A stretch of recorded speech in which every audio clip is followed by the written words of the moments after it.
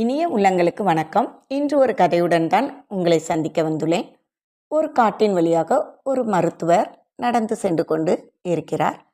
அவர் செல்லும் வழியில் ஒரு புலி அடிபட்டு எழ முடியாமல் வேதனையில் துடித்து கொண்டு இருக்கிறது. இதை கவனித்த மருத்துவர் அந்த புலியை கடந்து செல்ல முடியவில்லை. அவர் நினைக்கிறார், நாம் படித்தது மருத்துவம் தானே, இந்த புலிக்கு உதவுவது என்னுடைய கடமை தானே என்று அவர் அந்த புலிக்கு மருத்துவம் பார்க்க ஆரம்பிக்கிறார்.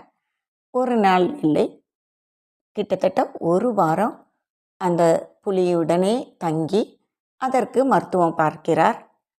இப்பொழுது புலி நன்றாக குணமாகிவிட்டது. எழுந்து நிற்கும் அளவிற்கு அதற்கு நலம் கிடைத்துவிட்டது. உடனே எழுந்த உடனே அது என்ன பண்ணுச்சு தெரியுமா? அந்த மருத்துவரை அடித்து சாப்பிட்டு விட்டது. இதில் ஆச்சரியப்படுறதுக்கு ஒன்றும் இல்லை. ஏன்னா புலியினுடைய குணமே அதுதான். அதுக்கு நல்லவங்க கெட்டவங்கன்னு தெரியாது. அதே மாதிரி தனக்கு உதவி செய்தவர்கள் உதவாதவர்கள் என்றும் அதற்கு வித்தியாசம் தெரியாது. அதனால் நம்ம அது அடித்து சாப்பிட்டது ஆச்சரியமாக பார்க்க தேவையில்லை.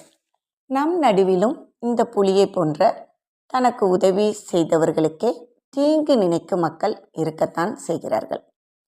அடுத்தவர்களுக்கு உதவி செய்வது, அவர்கள் மீது இரக்கப்படுவது என்பது தவறில்லை.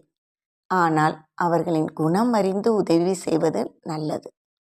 எல்லாரையும் ஒரே மாதிரி நினைத்து உதவி செய்துவிட்டு பின் அவர்கள் நமக்கு எதிராக செயல்படும் போது வருந்துவதில் எந்த பலனும் இல்லை. கவனமாக இருப்போம்.